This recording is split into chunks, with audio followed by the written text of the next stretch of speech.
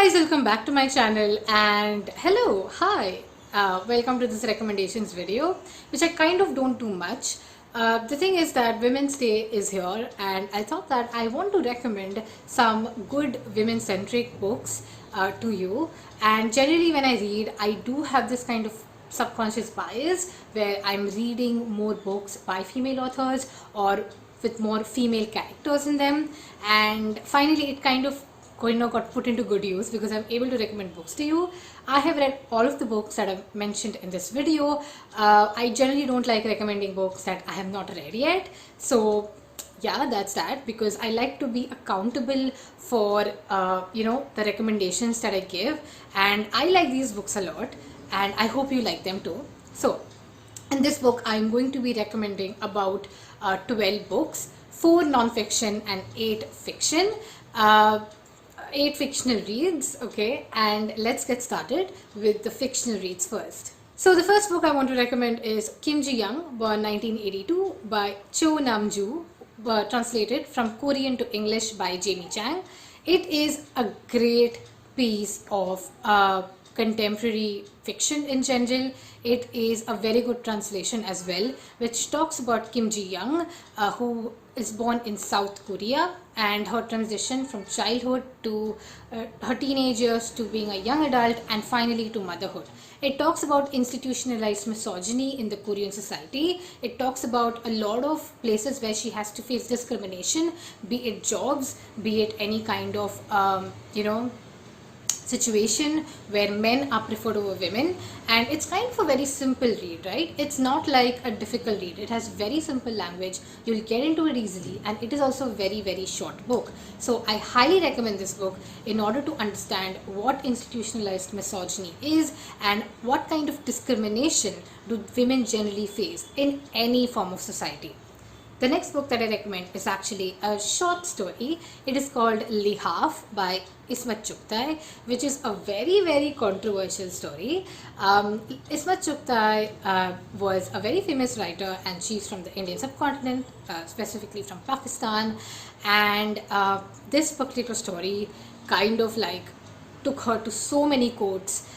It kind of she had a lot of cases at that time because this story was written way back during the independence era, and again it's kind of blasphemous, but if you like taboo content or if you like banned books in general, then this is something that you have to read, and it is just a classic in it's just a classic in general. Okay, so the next book that I recommend, and this is the third book, and that is The Underground Railroad by Colson Whitehead. And this is kind of an okay book in my opinion. It's not like a great book, but I think it would be somewhere about like 3 to 4 stars.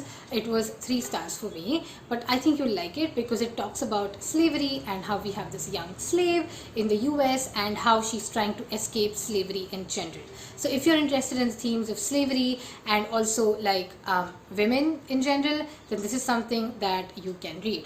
And the next book again is on the same lines, and that is Homegoing by Ya Jasi, that I have raved about on this channel a lot. And Homegoing by Ya Jasi is literally a female-centric, plotline, because it talks about the family, the family through the eyes of the mothers in the family. It starts with 2 sisters, one sister who has been pushed into slavery and the other sister who has been married and she's well off in Africa. The story is kind of set in Ghana, by the way, and it talks about their whole lineage. It goes from generation to generation, where they're talking about ancestry and I would say the lineage and what all their future generations, these 2 sisters, future generations have to go through in general. So it's a very interesting read. Again, this is like a very good historical contemporary read with a hint of literary fiction. If you like challenging books, or if you're ready to transition into like tough books in general, then this is a book that you have to read. The fifth book that I have to mention is again from Africa. This is from Ethiopia. It is The Shadow King by Maza Mengiste. This was actually shortlisted for the Booker Prize 2020, and it's a very good piece of feminist war historical fiction. Actually, it's non-fiction because the thing is that the author's grandmother fought in the war and she was inspired by her grandmother to write this whole story. But it talks about how the Italians wanted to invade Ethiopia and how the Ethiopians with very little resources actually stood up to the Italians. It's a great read. I highly recommend this if you're looking for like feminist war fiction and the role of women in war, because whenever we talk about war in general, we do not talk about the role of women. We are only talking about men in general. So if you want like a female perspective on war or battle in general, the courage and the grit that comes out of women during such situations which are very hard, then I highly recommend this. So that's that. The sixth book that I have to recommend is Girl, Woman, Other by Bernardine Evaristo, which is one of my favorite reads of 2020.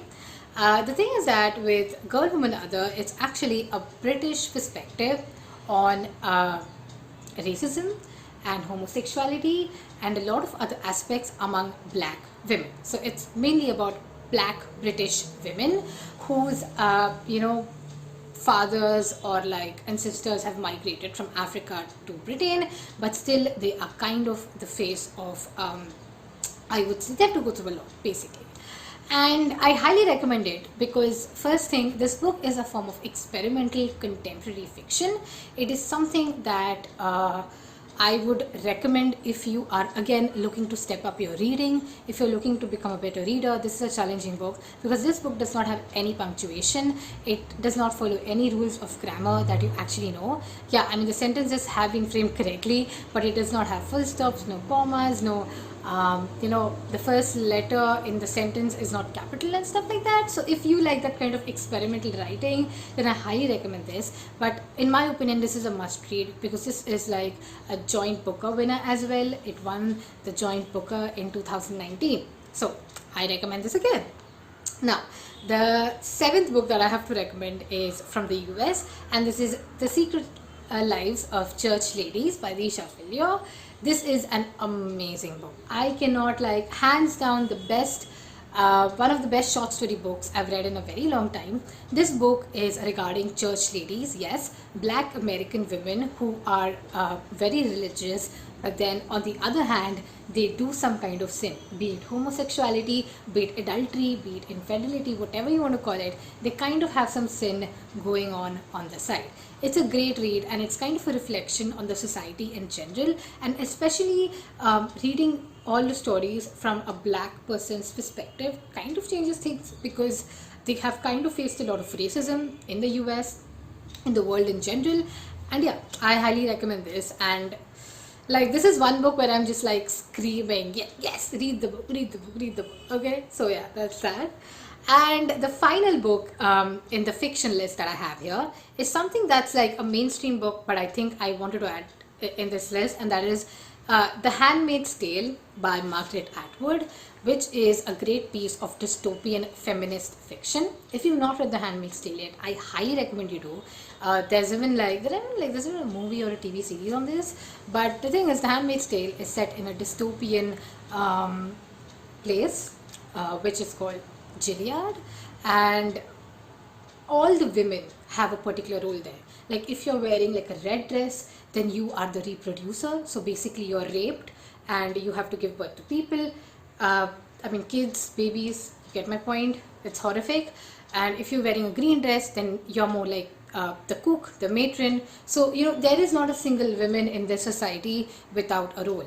And you have to stay, you cannot rebel, you have your own uniform, and the men have all the power here. And yeah, it's kind of like dystopian, but it's not even dystopian because this thing kind of happens in a lot of places all over the world. But my point is just simple that read it. It's a great piece of, again, feminist fiction, dystopian. If you've not read The Handmaid's Tale, then please do read it. That's it, okay? And now let's get to my non-fiction list.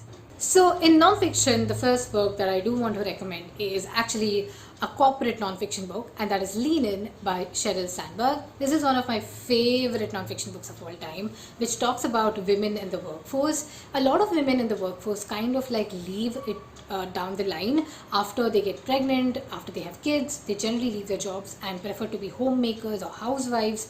But the thing is that that's not kind of helping, because we need to kind of make the world a better place for women, a place where women can be financially independent as well. And this is a generation, like the generation that we were born into, is what, like, it's a generation that we kind of understand this particular point. So it's a very important book on how to have this kind of balance with your work, with your home, and how to look at life as a working woman.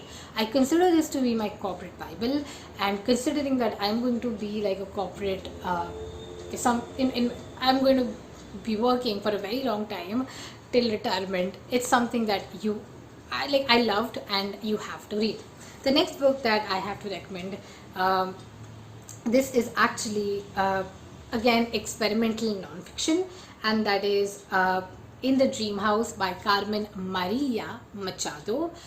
In the Dream House is actually a very experimental nonfiction regarding the author's time in an abusive relationship. It talks about how she was abused emotionally and mentally, not physically actually, and how she had to go through that particular situation. It kind of talks about how women can inflict all of these pains on other women, and how it's not like the other sexes that are the accused every time. I really love this book. I recommend reading this on audio, but you can also read it as a physical book, but I really love the audiobook of this one a lot.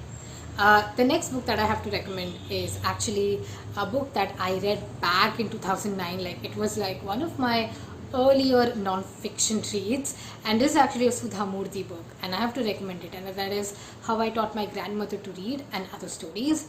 I do consider this to be a feminist non-fiction, because first thing, it talks about Sudha Murthy's time in her in the town where she comes from in Karnataka. I'm sorry, I don't remember which town did she come from, but it talks about a lot of incidents that she had and how she taught her grandmother to read. And I think Sudha Murthy overall is a very inspirational figure in India, and if you are looking for like non-fiction for beginners, then this is something that you can read. And my final non-fiction recommendation is actually a graphic novel, which is a non-fiction book, which is called Persepolis. And if you've not heard about this book, then you're hearing it now. It talks about an Iran where the caliphate had not like taken over yet. It talks about how the author kind of discovered her womanhood, her sensuality, like all the things that are wrong with the world in general, and how she kind of came in terms with it. And it's a very interesting read. I highly recommend it. Also, it's a good graphic novel, so if you are not someone who reads a lot, then you can read Persepolis pretty much easily. Okay, so yes, those are my recommendations, and if you like this video, do hit a thumbs up, subscribe maybe, because I just realized that I don't say all of these in my videos, but now I'm telling you all of this, so please do that. Okay, cool. Thank you so much for watching. I really appreciate that you took some time out of your lives to watch this video. Thank you so much for watching. I'll see you on my weekly reads. Bye.